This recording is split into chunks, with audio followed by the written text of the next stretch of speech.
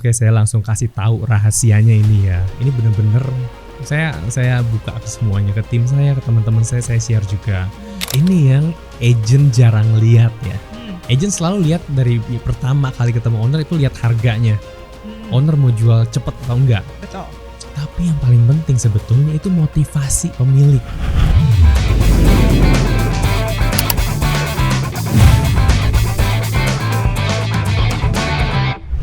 Halo tim Era, selamat datang di Berani Bicara, podcast dari Era Indonesia yang santai obrolannya, berbobot isinya. Podcast kali ini menghadirkan narasumber yang terpercaya, terbukti secara prestasi, dan menjadi tempat para properti agent Era berbagi cerita, pengalaman, serta pembelajaran berharga dari perjalanan mereka di industri ini. Nah, di episode kali ini kita akan membahas suatu topik yang menurut saya sangat menarik, bahkan sering menjadi tantangan untuk banyak agent di lapangan, yaitu bagaimana mendapatkan listing eksklusif dari owner. Karena kalau boleh jujur, banyak owner yang sekarang lebih nyaman ya kayaknya kalau misalkan listing open, semakin banyak agent katanya semakin cepat nih rumahnya terjual. Tapi kenyataannya ada nih sosok dari Bogor yang punya pendekatan yang berbeda dan terbukti berhasil membuat banyak owner justru percaya memberikan listing eksklusif mereka. Untuk itu hari ini kita sudah bersama Stefan. Halo Stefan. Halo Anissa. Halo tim Era, teman-teman Era. Terima kasih sudah mengundang saya ke sini. Stefan, aku mau nanya nih suatu hal Yes, ya. Miss. Kalau misalkan dapat listing, semua agent tuh pasti dapat listing. Permasalahannya, kenapa sekarang banyak agent justru takut nih minta listing eksklusif dari owner? Itu kenapa tuh? Kalau yang saya lihat ya di lapangan, memang banyak agent yang ragu-ragu atau takut bahkan untuk minta Betul. eksklusif. Yes, ya kan? Karena permasalahannya yang utama menurut saya itu mindsetnya. Mereka berpikir eksklusif ini adalah sebuah beban untuk mereka. Harusnya mindsetnya dirubah bahwa eksklusif ini adalah bagian tools dari pemasaran. Jadi pertama mindset itu dulu. Eksklusif adalah tools bagian dari pemasaran. Apa karena open ini di lapangan tuh ya udah jadi culture atau nggak budaya aja gitu. Jadi aneh gak sih kalau misalkan minta eksklusif justru? Ya mungkin itu yang kebanyakan terjadi ya. Karena open udah jadi budaya, nggak ada pelatihan yang lebih spesifik untuk eksklusif listing dari kantor, dari agensi juga nggak terlalu nge-push agentnya untuk eksklusif listing. Jadi yang mudah aja untuk agent jalanin open. Oke, betul. Menariknya adalah kalau misalkan let's say saya gitu ya, agent properti ngetok rumah orang minta eksklusif, malah takut dibilang aneh justru. Soalnya yang lain open, betul nggak? Ya itu balik lagi karena biasanya agent tersebut juga belum terlatih untuk mempresentasikan eksklusif secara baik dan benar dan memberi pengertian yang benar kepada pemilik tentang apa gunanya eksklusif listing ini. Jadi kita harus lihat sudut pandang point of view-nya pemilik. Apa gunanya eksklusif listing ini untuk mereka, untuk seller gitu. Oke, menarik berarti dari sudut pandangnya ya, nggak usah takut nih, betul. Iya, yes. Tadi kan Stephen sempat singgung terkait sama pelatihan dan lain-lain, itu emang harus dilatih biar pede eksklusif listing. Of course, yes. Nah, permasalahannya nih orang-orang tuh sering nanya nih, Van, kayak kamu tuh menurut kamu kalau misalkan eksklusif listing mau goal, karena mostly semua eksklusif kamu itu goal di lapangan, itu apakah teknik presentasi atau ada teknik yang lainnya, atau sesimpel kamu nih jago milih owner yang tepat, semacam paranormal kayaknya. Itu gimana tuh? Ini goal dalam artian mendapatkan eksklusif listingnya ya. Betul. Mendapatkan eksklusif listing, oke. Semua owner itu bisa kita approach untuk eksklusif listing. Tergantung karakter ownernya dan bagaimana kita approach dia. Ya kita ikutin karakter dia gitu ya. Tapi intinya balik lagi yang tadi, kita harus membuat dia paham gitu loh. Dia ngerti bahwa eksklusif ini memang berguna untuk dia, untuk kepentingan dia sendiri gitu loh. Jadi emang benefitnya lebih banyak untuk pemilik. As simple as that. Berarti pertama adalah mungkin kita nangkepnya beda orang beda treatment ya. Ya. Kalau teknik presentasi dan lain-lain itu udah pasti harus dikuasai dong. Yes, harus tentunya. Betul. Oke.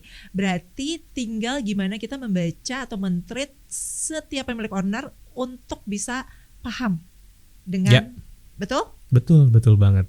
Oke. Kalau misalkan aku boleh nanya nih Stefan ya.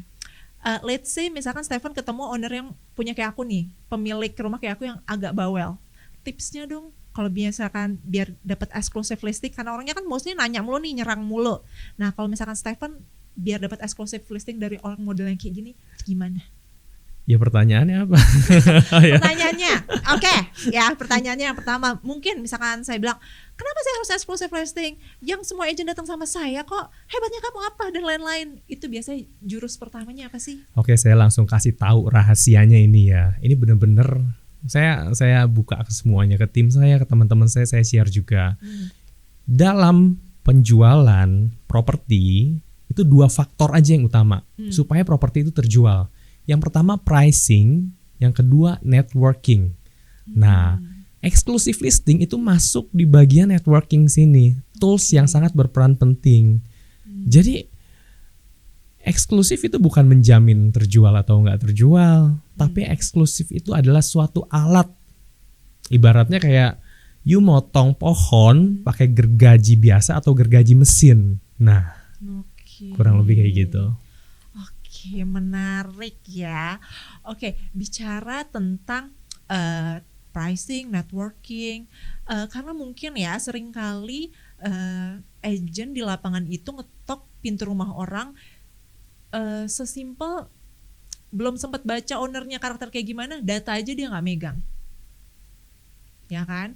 Banyaknya tuh dia data nggak megang, terus dia berharap kayak Pak saya boleh nggak masarin rumah ini? Itu banyak nggak sih kejadian di lapangan? Oh, nggak megang data di daerah tersebut maksudnya.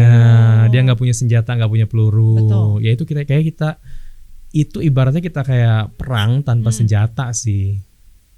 Jadi memang harus diperlukan. Presentasi harus dipersiapkan. Betul-betul saat kita mau menghadapi klien, penjual ataupun pembeli, kita harus persiapkan dulu. Nanti kita mau ngomong apa sama dia, apa yang mau kita presentasikan, itu harus dipersiapkan. Pasti tentu. Oke, sebelumnya aku mau tanya nih Stefan, biasanya bahan apa sih yang kamu siapin buat presentasi listing ke owner? Pertama saya ngaca dulu, dandan dulu ya. Ini beneran agent gak nih gitu kan? Iya. Takutnya salah penampilan. Betul. Kalau udah benar penampilannya sebagai agent, ya tentu kita harus tahu data ya. Tahu data. Kita bawa peluru nih ke pemilik, bawa data, dan itu latihan presentasi eksklusif listing. Oke, jangan tiba-tiba minta eksklusif nggak bawa data apa-apa, itu yang bahaya ya kan? Yes. Oke, itu bedanya profesional atau enggak. Nah, aku mau ngambil hal yang tadi yang paling menarik deh. Kalau misalkan Stefan bilang tadi, kalau misalkan ketemu owner, katanya kan harus berbeda gitu ya, karena beda owner, beda karakter. Nah, bicara tentang menghadapi owner, sebenarnya Stefan tuh kalau misalkan ketemu owner, itu ngomonginnya itu potensi jualnya kah, atau motivasi dia yang pertama, atau langsung Pak jualnya harga berapa? Itu apa dulu nih yang Stefan kira-kira baca? Ini yang agent jarang lihat ya. Agent selalu lihat dari pertama kali ketemu owner itu lihat harganya. Owner mau jual cepat atau enggak. Betul. Tapi yang paling penting sebetulnya itu motivasi pemilik. Oke. Contoh case. Saya pernah anaknya ngehubungin saya minta rumah bapaknya dijualin di Bogor, di Sentul. Saya ketemu sama bapaknya, nggak ketemu sama anaknya. Tapi saya tahu nih si anak mau beli rumah di BSD. Nah, dia baru merit, udah harus beli rumah lah nanti. Betul. Nah, pertama kali saya ketemu papanya, harganya masih tinggi. Tapi saya tahu kalau anak udah ngerongrong mau dibeliin, apalagi mantunya ntar nih minta betul. minta lebih cepat dibeliin rumahnya, pasti dijual juga. Jadi motivasi itu yang paling penting. Motivasi itu biasanya kalau pemiliknya ya itu tadi ada kepentingan seperti itu oke, dia pasang harga tinggi di awal 1 bulan 2 bulan adjust juga pasti cepet, pasti Wajar dia lah ya. ya dia kadang owner juga kan penasaran gitu ya, bukan dia udah sering jual properti, mungkin dia baru sekali 2 kali jual properti, apalagi properti dia yang mau dia jual itu di area yang pertama kali baru dia mau jual. Nah jadi dia kan belum tahu pricing, kita kasih tahu soal pricing juga dia pasti akan ngetes dulu gitu loh. Ini nggak apa-apa, temenin dia. Tapi kalau kita tahu motivasinya dia itu pasti harus terjual, ya pasti nanti 4 bulan, 3 bulan harga akan menyesuaikan. Pasti dia akan percaya dengan pricing yang kita berikan. Oke, sekarang saya mau masuk ke pertanyaan yang nggak kalah menariknya. Oke. Siap ya. Oke, saya sekarang mau tanya nih, balik lagi ke exclusive listing nih, Stefan. Kalau misalkan Stefan pertama kali datang ke rumah owner dan ngasih pengertian bahwa exclusive listing itu lebih ampuh dibandingkan open listing yang dititipin ke banyak agent. Oke, sekaligus saya mau curi trik nih gimana mengalahkan sejumlah saingan saya. Itu kira-kira pendekatan apa tuh yang Stefan kasih? Oke. Ya ini sangat menarik ya Nis ya, karena banyak agent juga nggak menggunakan eksklusif ini sebagai tools yang baik. Nah, balik lagi, kita harus mindsetnya eksklusif listing ini adalah tools dalam pemasaran. Okay. Nah, jadi instead of si pemiliknya sebar, dia kenal berapa agensi di satu kota, contoh di kota saya di kota Bogor gitu ya. Si pemilik si A ini Bapak A bisa sebar ke berapa agent? 3 agent, 4 agent, mungkin 4 lah dia udah pusing ya, 4. Betul. Terus nerimain telepon dari mereka. Belum lagi kalau open itu, kalau banyaknya agent, pasti harganya juga saling bersaing. Kadang-kadang ada agent yang ya agent cowboy ya bisa dibilang ya, nurunin harga sedikit di iklan supaya lebih menarik, itu kan ngerusak harga jadinya. Nah, itu kerugian sendiri untuk pemilik. Nah, sedangkan kalau eksklusif listing sama saya, owner cukup sama saya aja kontraknya dan saya akan sebar luaskan ke agensi-agensi lain. Itu poinnya menurut saya. Jadi memang tools dalam network pemasaran. Jadi daripada dia sebarin ke 3 agent sendiri, lebih baik dia eksklusif listing sama saya 1 orang, tapi saya akan sebar luaskan ke belasan kantor agent di Bogor. Oke, tapi yang menarik adalah saya mau ngambil dari sudut pandang ini nih, Stefan. Kalau saya pemilik rumah yang katakanlah ring utama di Bogor, ya kan, pasti hal yang pertama saya lakukan adalah nempelin spanduk saya dijual tanpa perantara, dan banyak agent pasti yang nge-call karena tahu itu rumah harganya bagus, lokasinya oke. Cara Stefan istilahnya ngeluluhin hati lah owner yang tahu nih rumah saya tuh kejual pasti cepet, ring 1 Bogor harganya mahal, banyak agentnya deketin saya. Tipsnya dong buat kayak ngeluluhin hati pemilik owner yang kayak gitu itu gimana? Pasti pada mau tahu kan? Silakan. Ya itu bisa dibilang propertinya yang hot property, Yes. di ring 1 tadi dibilang ya. Owner harus bisa ngelihat pentingnya, makanya itu branding. Harus melihat kita sebagai agent tuh agent yang seperti apa. Oke, menarik. Ada gunanya nggak kita dipakai sama dia dibandingkan dia jual sendiri. Jadi mau dia di dalam kampung, mau dia di tengah kota, tetap harus kita bisa ubah mindsetnya pemilik bahwa memang pakai agent, memang sebetulnya pakai agent jauh lebih menguntungkan daripada dia jual sendiri. Nah, presentasi kita, pendekatan kita itu yang kita siapkan. Oke, berarti branding ya, ini terbukti nih. Kalau misalkan saya boleh spill sedikit, Pak Stefan nih aktif di Instagram bukan? Iya, aktif. Oke, bicara tentang sosial media, ini masih belum ada hubungannya sih, tapi berhubungan nih sama generasi yang sekarang paling sering main sosial media, yaitu Gen Z. Menarik. Oke. Aku mau nanya nih Stefan, kalau misalkan tadi kan Stefan jawab bahwa kalau misalkan dia tetap kekeh harus dikasih pengertian A, B. Nah sekarang generasinya beda. Generasinya adalah generasi yang mereka tuh dapat informasinya gampang banget. Kadang kita bilang kata ChatGPT, enggak, kata ChatGPT ini, ya kan? Nah, sekarang aku mau nanya nih, kalau misalkan menghadapi generasi Gen Z sekarang yang mereka tuh punya segudang informasi, ya ngerasa lebih pinter lah daripada agentnya, itu ada trik khusus nggak sih? Oke. Jadi menurut saya justru lebih mudah Gen Z ya, karena mereka melihat segala sesuatunya by data gitu loh, dan dan saya punya semua datanya, jadi lebih mudah untuk saya masuk ke mereka gitu, dan mereka juga biasanya lebih happy.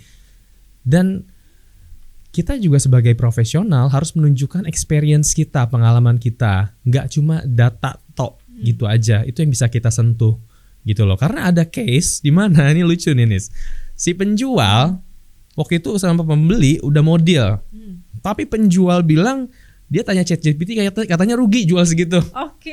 Pembeli pun tanya ChatGPT rugi beli segitu. Jadi satu mesin yang sama, tapi di dua karakter yang berbeda, hasilnya berbeda. Jadi sadari bahwa ChatGPT itu berafiliasi, kayak berkalibrasi dengan diri kamu gitu loh. Jadi nggak semuanya dia juga sangat-sangat objektif ya. Berarti dia juga sometimes tuh dia subjektif. Jadi tetap dibutuhkan peran profesional di dalam penjualan rumah ini, penjualan properti. Nah, yang menariknya bicara generasi ke generasi, karena kan Pak Stefan ini udah lumayan lama ya. Udah berapa tahun? 12 tahun dan terus belajar. 12 tahun dan terus belajar, udah SMP ibarat anak ya. Dan sekarang saya mau nanya nih ya. Dulu kan yang jual rumah let's say boomer nih, abis itu turun ke generasi milenial. Nah sekarang Gen Z sekarang udah beli rumah, ada pola yang beda nggak?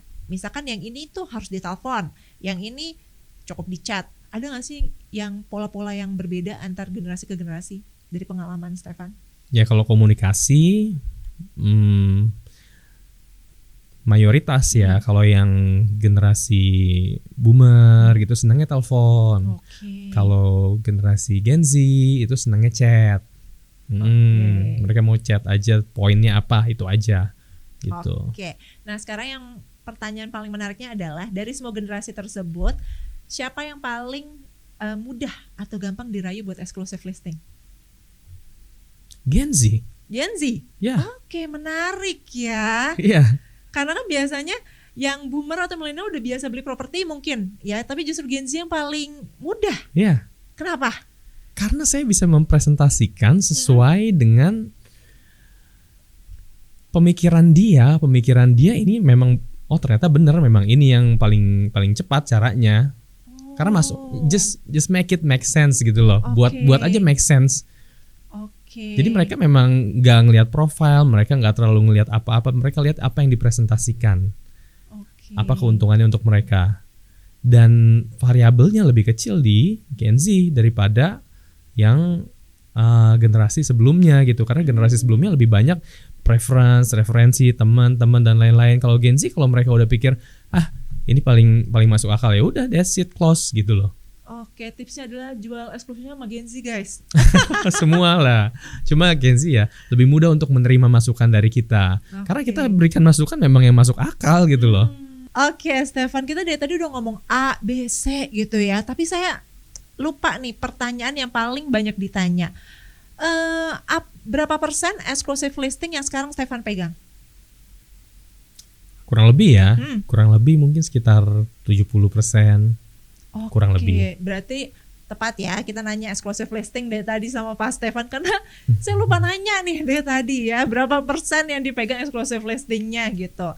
Nah Stefan, bicara tentang listing ya, terutama yang eksklusif, pernah nggak sih kayak nolak, enggak deh Pak, saya belum bisa pegang? Itu pernah atau enggak, dan biasanya tuh alasannya kenapa kayak gitu? Menolak ya. Kalau di luar area saya, tentu saya referensikan, saya referral ke teman-teman era yang lain. Tapi itu bukan dibilang menolak berarti ya. Kalau menolak lebih tepatnya, kalau saya lihat motivasinya masih sangat jauh dari dia jual properti, dan karakternya juga mungkin menyulitkan untuk agent gitu ya. Tapi saya nggak nolak juga sih. Saya cuma keep in touch saja sama dia. Saya simpan datanya dia. Yang penting saya dapat data rumahnya, mau dijual di angka berapa.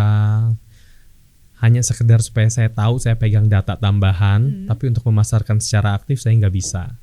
Karena banyak kriteria-kriteria itu yang tidak memungkinkan juga untuk dia terjual propertinya.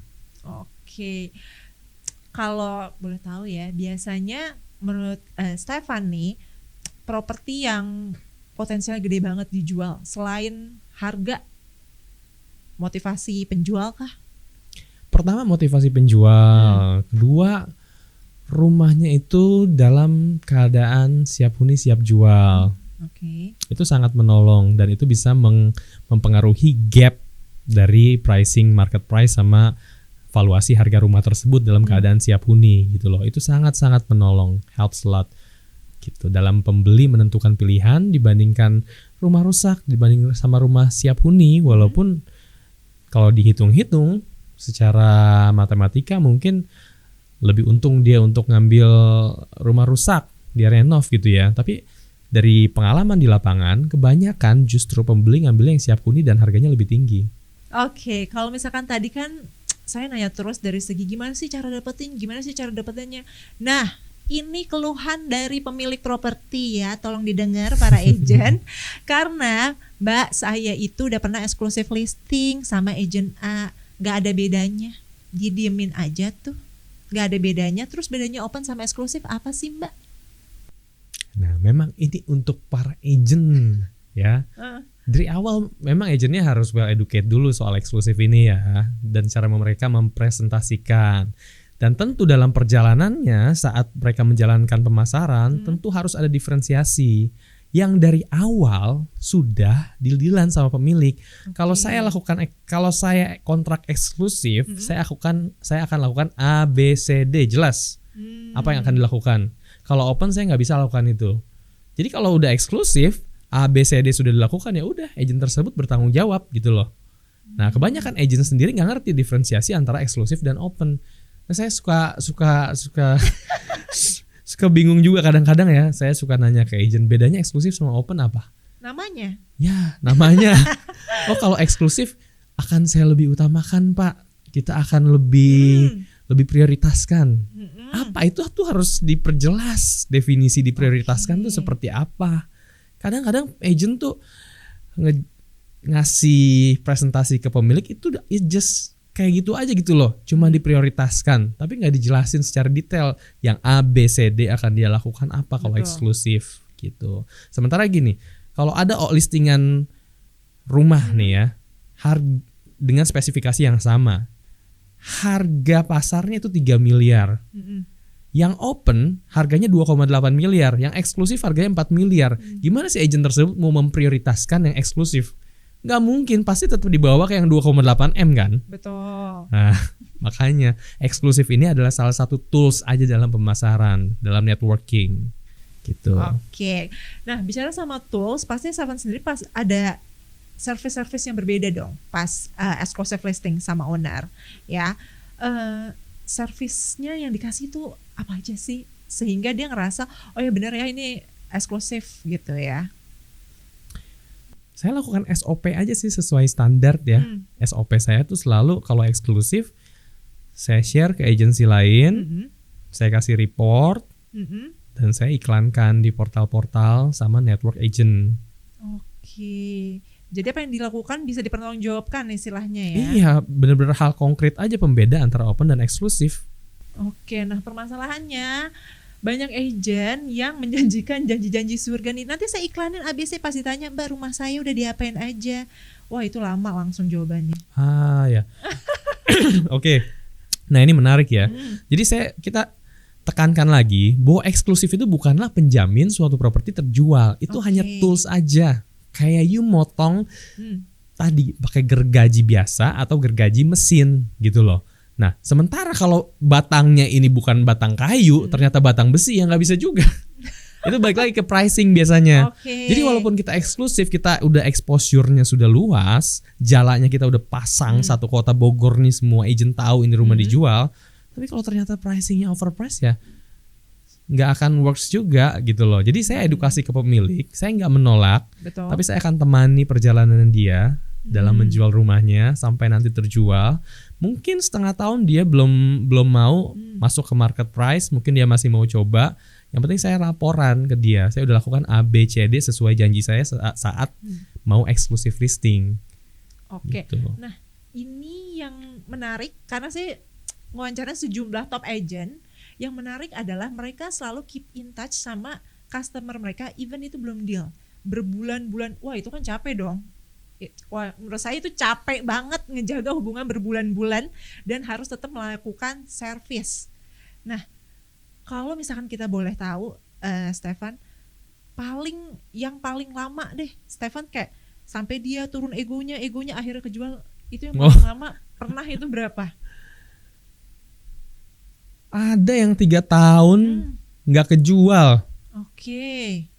Ada yang 4 tahun akhirnya kejual gitu ya. Ada yang 3 tahun tuh hampir tiap bulan saya survei loh, bawa pembeli tapi nggak kejual juga selama 3 tahun. Oke, nah ini berarti servisnya beda karena tetap dikasih report terus karena sekarang tuh motivasi agent adalah cepat menjual. Jadi kalau misalkan pemiliknya ya udah tinggal aja cari yang lain. Ya, menemukan pemilik yang punya motivasi tinggi itu sangat bagus gitu ya. Tapi mengubah mindset si pemilik, apalagi kita bisa mengubah motivasi pemilik, itu jauh lebih jago lagi sebagai agent. Wah, betul. Biarpun ditunggu ya. Ya, it's part of the game lah. Itu bagian dari pekerjaan kita. Betul. Jadi kalau kita mau cuma cari yang 3 bulan terjual, saya rasa agak sulit untuk kultur kita ya di Indonesia ini. Jadi ya mungkin saya pemikirannya agak berbeda dengan teman-teman yang lain. Tapi kalau saya selalu punya keranjang listing, keranjang C, keranjang B, keranjang A. A ini yang udah siap jual, B untuk menuju ke A, C ini yang masih jauh. Ya ini yang kita maintain, untuk C ini masuk ke B, B ini masuk ke A gitu. Oke. Kita minta tips sedikit ya. Sehari itu Stefan bisa follow up berapa customer? Untuk sekarang jujur saya nggak hitung ya. Tergantung tabungan menipis apalagi tebel. tapi biasanya natural sih. Natural ya. Natural saya sih selalu usahakan on gitu ya, dari pagi sampai jam 7. Setelahnya santai, baru slow respon. Kecuali lagi liburan. Tapi most of the time ya saya usahakan sebisa mungkin kalau langsung ini nih. Kadang kita ngeset waktu, memang blocking time itu sangat perlu, penting. Untuk agent yang baru pertama kali gabung join, itu blocking time sangat penting. Set your blocking time 2 jam, 3 jam per hari, fokus gitu ya. Tapi kalau udah menjadi agent yang emang udah mendarah daging pekerjaannya sebagai agent ya, pokoknya setiap ada hal yang kita ingat, harus follow up sini, tak langsung lakukan. Jangan ditunda-tunda, karena lupa lagi nanti. Kalau nunggu supaya kita untuk pekerjaannya besok nih, kita udah di luar jam kerja nih, kita ingat, aduh harus nelfon si ini. Ya jangan ditunda sampai besok, karena besok takutnya lupa dan lain-lain. Betul. Karena begitu banyak listingan kan yang kita handle. Jadi ketika udah ada intuisi, sekarang harus nelfon si ini, sekarang harus ngiklanin ini, langsung aja lakukan tak. Oke, dari semua hal menarik dan informatif nih yang dari tadi dikasih, saya mau masuk ke bagian terakhir nih, Stefan. Ya. Udah terakhir aja ya. Iya, nggak berasa kan? Nah, banyak agent di luar sana yang kayaknya yang diomongin Pak Stefan benar semua, benar dong gitu. Tapi saya masih agak takut nih Mbak. Kayak startingnya tuh dari mana, positioningnya gimana pas mau mulai eksklusif, apa yang harus diubah, teknik presentasinya kah, atau penampilan saya mungkin Pak, itu gimana? Boleh kasih tips dong? Ini balik lagi pasti ke mindset. Agent mikir eksklusif listing itu adalah beban, padahal bukan, itu tools aja. Jadi mindsetnya eksklusif sama open itu sama-sama tools pemasaran. Laku enggaknya nggak tergantung itu doang, memang itu adalah peran besar, tapi nggak cuma itu doang, masih ada beberapa faktor yang lain. Dan kalau kita sudah menjalankan tugas kita sesuai SOP untuk eksklusif listing, ya udah jangan jadi beban. Kebanyakan agent takut untuk nawarin eksklusif listing itu cuma karena takut beban. Emang kalau eksklusif pasti laku? Ya enggak juga. Eksklusif ini cuma tools aja, seberapa besar exposure-nya itu. Jadi kebanyakan agent ditembak sama pemilik kan. Oh kalau eksklusif berarti laku ya 6 bulan. Iya oke deh Pak. Padahal harga juga masih ngaco, pricing acak adut gitu, nggak karu-karuan, banyak hal yang belum dibenerin. Tapi dia ngambil eksklusif dan dia bisa ngomong ya 6 bulan laku. Padahal dia nggak ngerti harga dan lain-lain. Nah itu yang biasanya menjadi beban untuk si agent. Sementara kalau kita bicara baik-baik sama pemilik, Pak, di dalam 6 bulan ini memungkinkan asal kita adjust price-nya, kita masukin ke market price, start eksklusif dari sekarang, apalagi di market yang sekarang ini lagi drop gitu ya. Ya 6 bulan itu possible, tapi asal harganya dibenerin gitu. Jadi beberapa faktor itu, eksklusif ini cuma satu dari beberapa faktor lain. Jadi nggak apa-apa kita nggak jual eksklusif, bukan berarti kita pasti jual, enggak gitu. Jadi mindset yang harus diubah dari para agent. Baik, terima kasih sekali Stefan untuk bincang-bincang seru terkait exclusive listing untuk Sama-sama. hari ini. Thank you Anissa, thank you tim Era Indonesia ya yang udah membuat wadah seperti ini. Saya rasa ini wadah yang sangat bagus untuk agent-agent berpengalaman, sharing pengalaman mereka supaya agent-agent yang lain bisa denger, bisa ngikutin, bisa belajar bareng. Thank you. Sama-sama Pak. Itu tadi insight yang luar biasa dari Stefan hari ini. Saya pribadi percaya bahwa mendapatkan listing eksklusif itu ternyata bukan soal pintar bicara saja, tapi soal trust, positioning, dan kualitas service untuk berani memberikan value yang jelas kepada owner. Jadi reminder juga untuk tim Era semua nih bahwa exclusive listing bukan sesuatu yang mustahil didapat selama membangun kepercayaan dan profesional dengan benar tentunya. Dan untuk semua yang sudah menyaksikan, sampai jumpa di episode berikutnya.